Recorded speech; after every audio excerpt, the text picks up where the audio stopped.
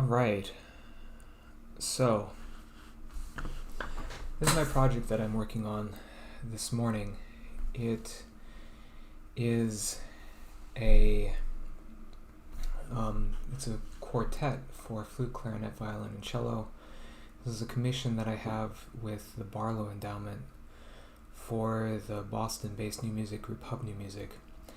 And what I'm trying to do is I have mapped out how I want the piece to end on this lovely sketch that I will show you here for a moment. I don't know how well you can see that, probably not super well. But whatever the case, the basic idea behind this sketch is that I want to start off with the gesture that starts the piece, this sound.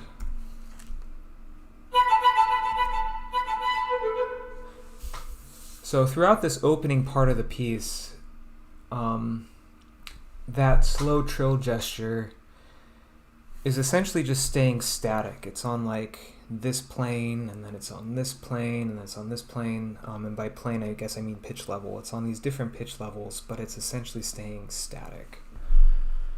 And it's gonna be staying static like that, or moving slowly through different harmonic things through most of the piece. But what I want to have happen at the end of the piece is I want to use that motive to start building up these slow ascending scales. And then these slow ascending scales are going to slowly go faster, and so you're seeing some of the piece, just scrolling through the piece. This is of course where it leaves off. This is a middle section sketch, and then this is the part where we're talking about. This is the end of the piece sketch. So what I want to do is I want to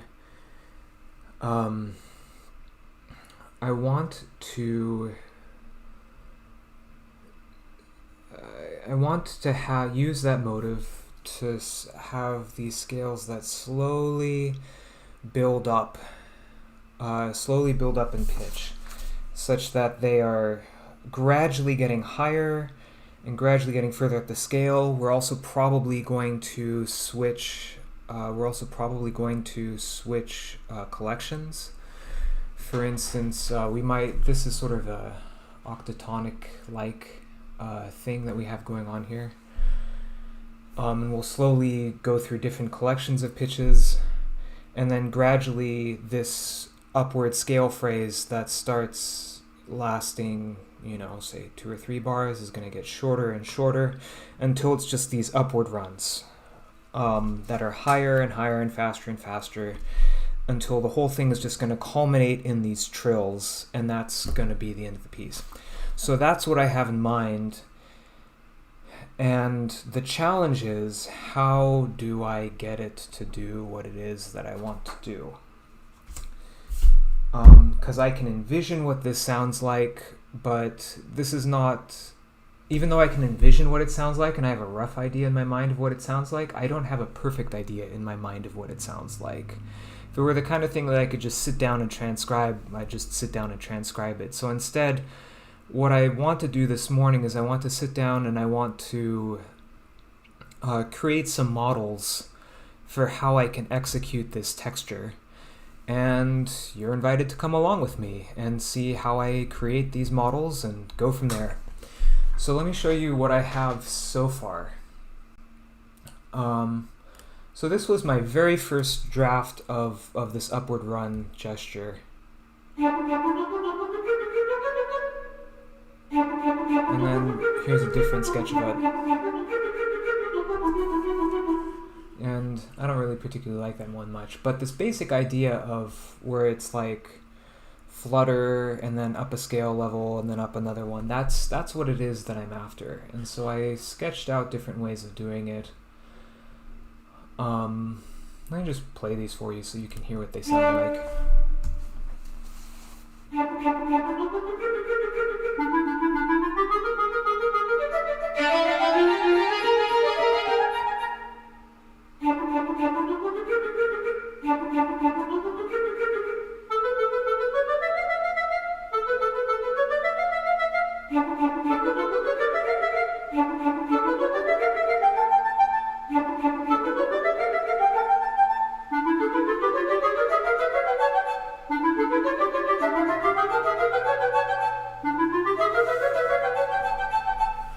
So anyway, as you can hear, it you get the basic idea of these. This is what I'm trying to capture here is the initial gesture, and the initial gesture is going to be slow trill on one pitch level, and then it's on another one, and it's on another one. We go up from there.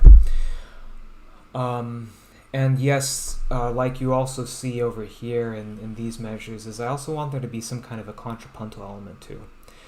So what I did yesterday was I stripped away all of the 16th notes, and I just said, okay, what does this look like just in terms of the underlying lines?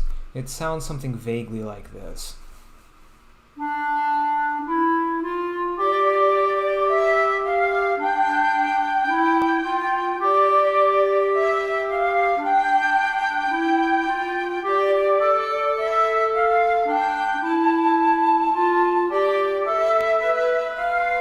Yeah, so anyway, it would sound something like that. And I stopped it there because even there it's starting to get boring to me.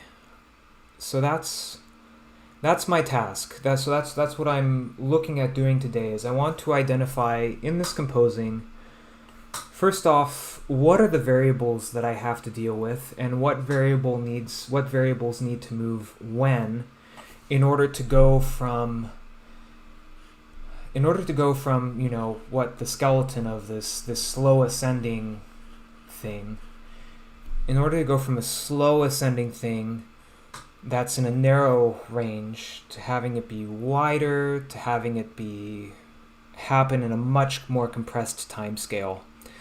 So that's what I'm going to do. Is right now I'm going to open up a blank document, and I'm just going to write out some variables for myself, because, you know, I can keep on just like putting in notes and stabbing in the dark. But if I can better define the algorithm for what it is that I'm trying to do compositionally, that will help me shape. That will help me. Well, it'll help me better know how to write out the thing that I'm envisioning. So, first part is fairly obvious. Is, you know, we have these ascending scales. That part perfectly clear. And then with the ascending scales, it's a lot of time frame stuff that is the issue. So we have let me move this over here a little bit.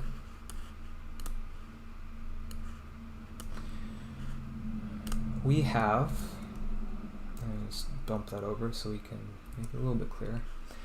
So we have several different variables I need to mess around with. I need to mess around with what is the duration of the scale fragment? How long does the overall scale fragment take? We'll call it duration of overall. So that's one variable. Another variable is we're going to note it by a slur here, is what is the ambit of these, what is the ambit of that is happening over the course of the scale. So this is a rhythmic thing. So we'll divide this into two things. There are rhythmic variables, and then there are pitch variables. And then we're probably going to divide this further between like local rhythmic and pitch things, and then formal global and pitch things. So ascending scales is basic materials, so we'll just leave that. So basic materials, ascending scales. So first off, rhythmic, that, and then so for pitch, you know, what is the ambit of this, we'll call it gesture. What is the ambit of the gesture? So those are like my two basic things. These are local. And then globally, what I'm after rhythmic is that the duration of that overall scale fragment needs to get shorter.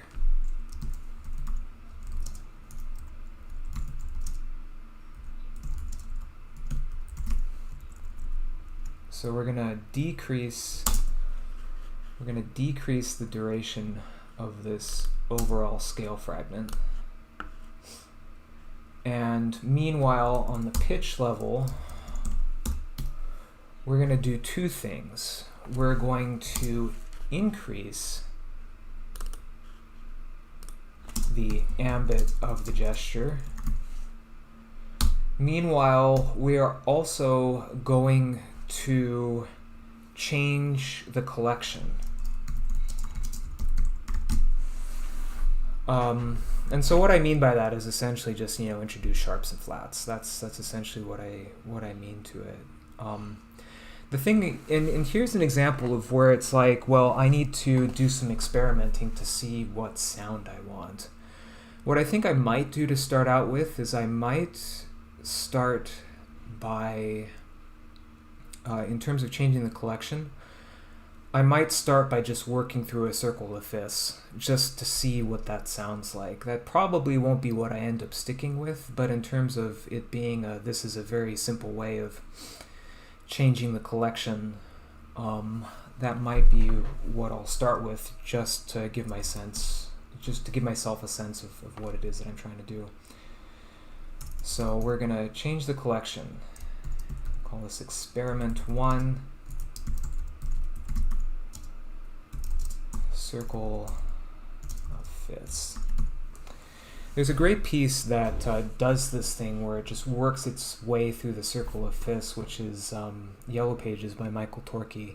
He has his basic musical gesture, and gradually, instead of transposing it, he just gradually alters it by introducing accidentals through the circle of fifths until he just works his way back to where he starts. So that's experiment number 1.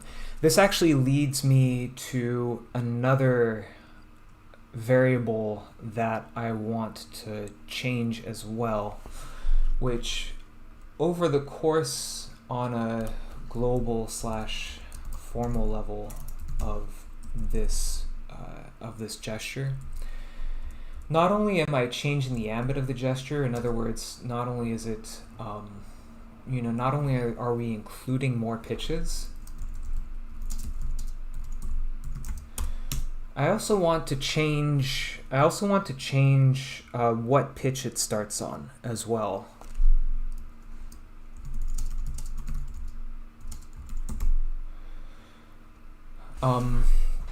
There are a lot of different ways of doing this as well, as I could just gradually work my way up the scale. So for instance, one thing that could happen long term, that'd be a really easy thing to do, is this gesture starts on D, that one starts on E, this one starts on F, this one starts on G, and so on.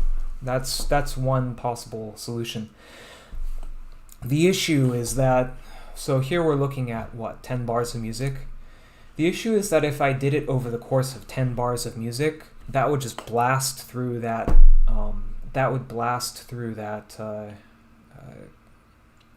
Musical trajectory super fast, and it would make happen over the course of a phrase what I want to happen over the course of 2 minutes.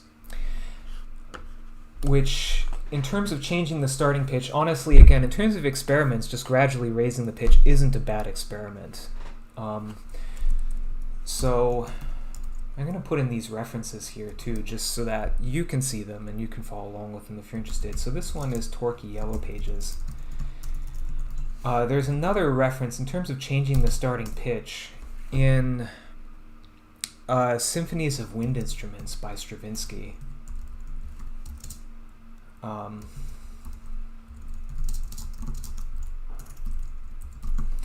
Stravinsky does this too. There's an opening fanfare that comes back at various intervals throughout Symphonies of Wind Instruments, And over the course of the piece, it just gradually goes down. And that is part of how Stravinsky helps give the piece a sense of direction. Now, when I am going to be changing the starting pitch in mine, it's going to be different than Stravinsky's, because with Stravinsky, it's just this interjected,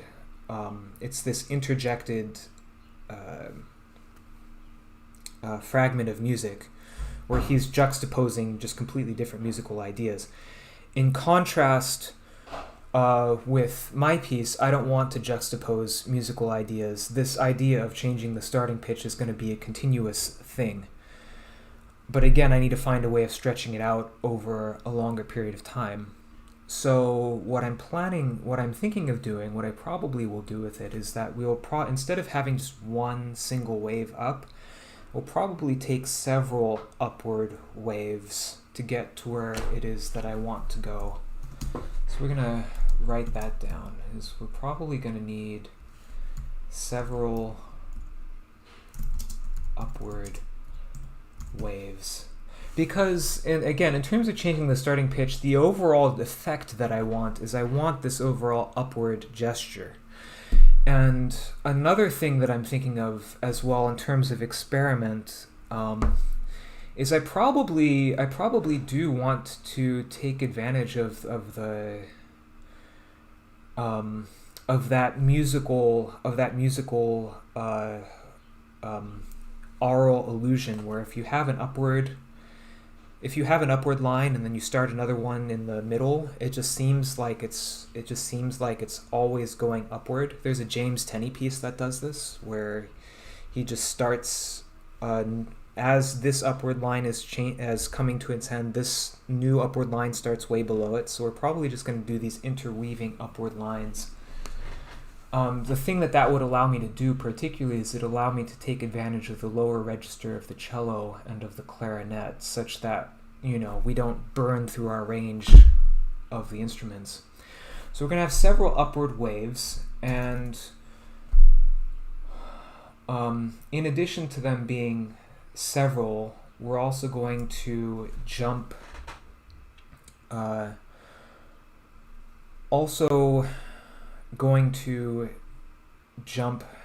would I phrase this? I mean, in addition to wanting to explain it to you so that you understand my thinking, I want to put it into words myself, because if I can put it into words, I can better understand what it is that I'm trying to compose. So,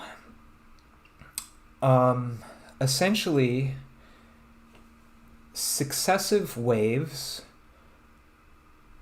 can start on lower pitches. That's not a bad way of phrasing it, just for the sake of having something down. Successive waves start, or can start at least, lower pitches. And then, just for myself, for instance, low cello or clarinet. So, for you who just joined the stream, I have this musical gesture that I'm trying to execute. This is, on the surface, it's going to look or sound something like this. You're not hearing anything. Let me help you hear something. On the surface, it's going to sound something like that.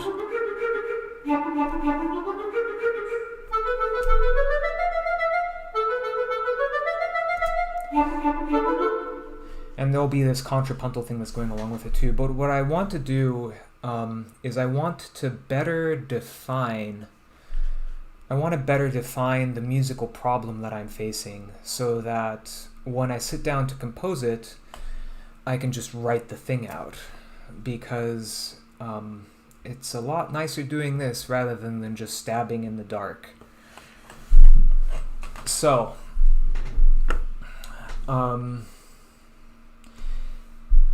I think I have most of the variables in place. There was another one that I was thinking of that I'm honestly not remembering now, but I'm sure as I start composing I will think of this variable and it will get and it will get put into my definitions list. I'll just save this so I don't lose it, because I don't want to lose it. So let's start composing. Let's put some notes on the page to try and execute what it is that I'm trying to do.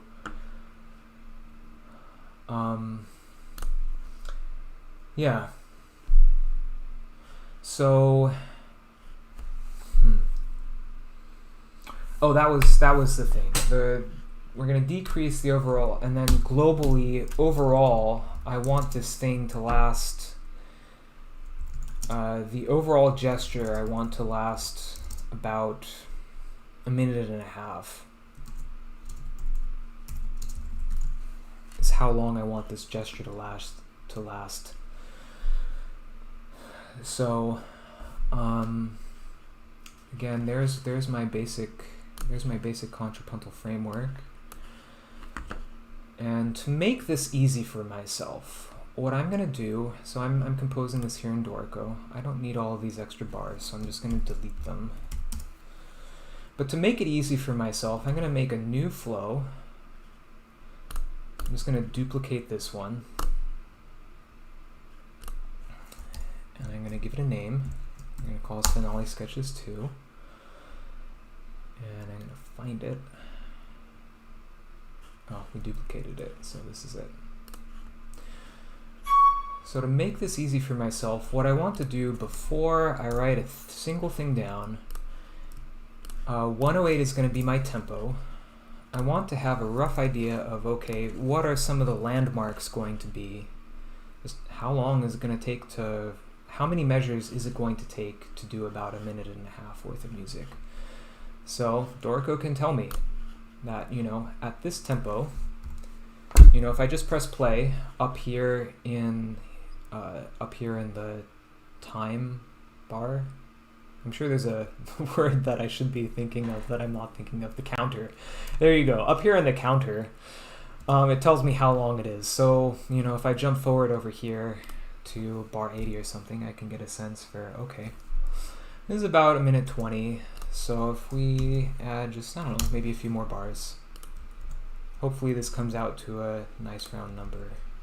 So 80. So if we got to bar 80, yeah, bar 80 is about a minute and a half.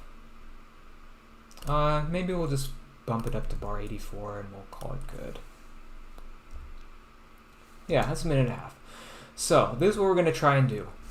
We are going to try to sketch out 84 bars of music, which is kind of a ridiculous thing. And I literally don't have all day to do this. My whole purpose on this live stream was just to make my basic parameters, and I'll probably come on another live stream either later today or later this week and continue to work through this thing. But in the remaining few minutes that I have, I'm probably just going to set myself up some landmarks. And so instead of, because writing 80 bars of music in one go is just ridiculous. But if I can set up some landmarks for myself, that will again make it easy for me to be like, okay, within this span of X amount of bars, I need to do this. And then within this span of bars, I need to do this. And then within this span of bars, I need to do this. One of the nice things of coming up with this basic contrapuntal framework that I did over here is that this actually gives me a rough idea of how long it would take to expand on this basic gesture. And so what I see here is that I have, about 14 bars. Wouldn't that be? 5, 10, or 15. Yeah, it'd be 15 bars of music. So, again, here is my map that I'm basing it off of.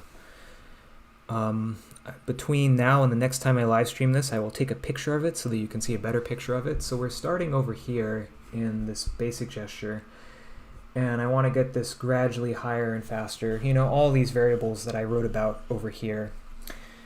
And we're gonna let's make some landmarks. Let's make some landmarks so that when I'm composing this, I know what goes within each of these landmarks, because that'd be great. And if in the next 5 minutes I can make myself some landmarks, we're going to call it good, and we're going to say this was a very successful composing session, and I am glad that you came along with me for this very successful composing session.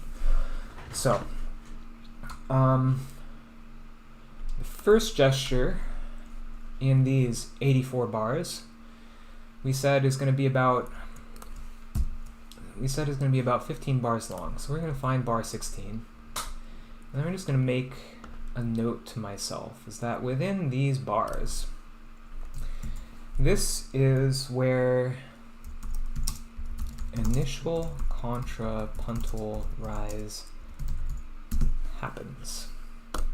Boom.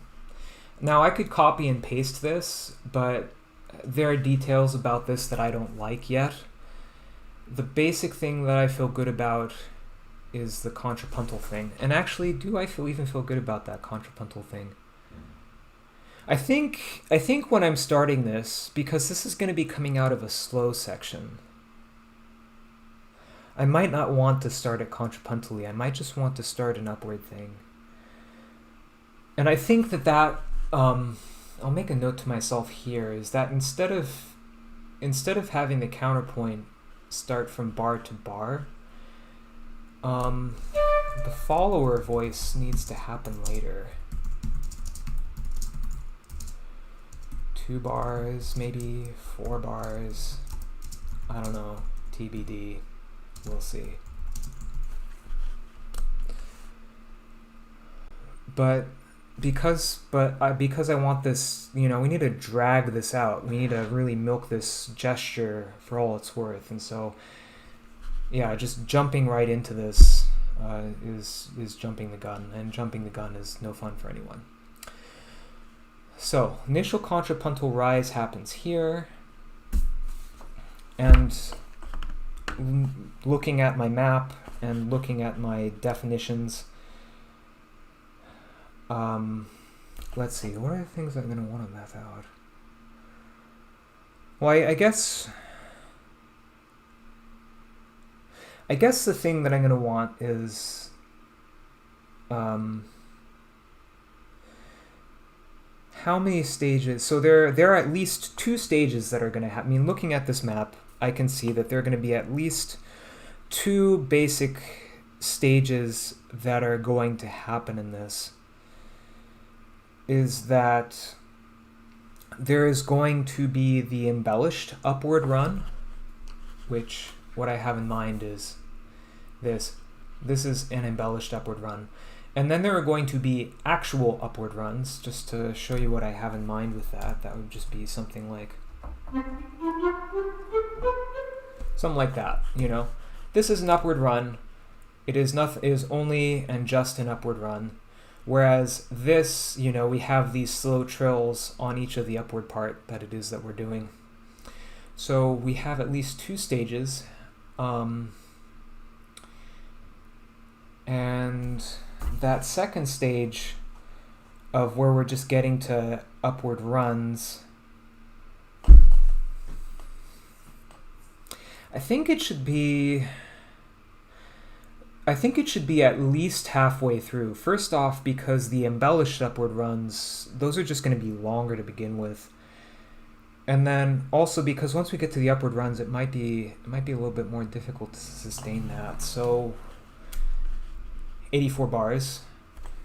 Let's golden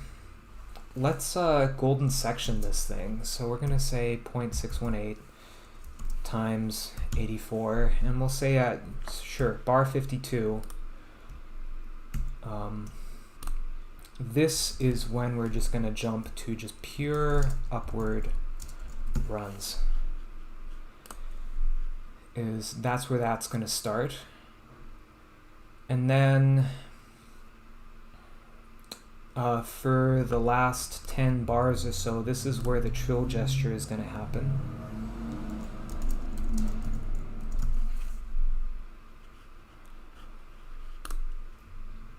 Yeah, can I make 20 bars worth of upward scales interesting? I feel confident, listener, that I can make 20 bars of upward scales interesting.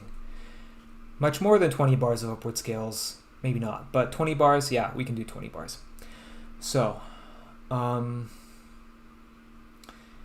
I kind of want to, so we're gonna, in the remaining 2 minutes that I have, I'm gonna drop in a couple more reference landmarks, and I'm gonna drop it in on the assumption that these are gonna gradually get shorter.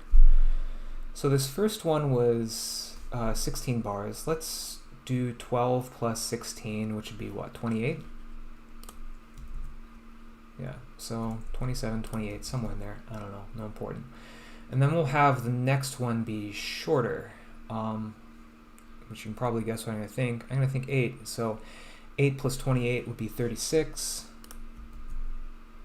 Boom. This might be shortening it a little bit fast because we still have another 12 bars to get through. But let's do another 8 bars there. 36 plus 8 would be 44. Wherever 44 is. No, not 44. 44, and then yeah, now we can divide these into 4 bar bits. And then this one will be divided into 2 things, and they'll go from there. Okay. So these are all embellished upward runs. So all these embellished upward runs, here's the first one, here's the second one, and then there's going to be a third one, and then there's going to start to be some sort of transitional state is going to be happening in here. Probably part scale, part embellished. It's going to be our transitional state, and then by the time we get to 52, we're going to do pure upward runs. And that, dear listener, is what I have time for this morning for Composing with Joseph. Thank you for joining me, and there will be more composing in the future, and I will sign off by saying happy music making. I hope you enjoy your own composing and musical endeavors.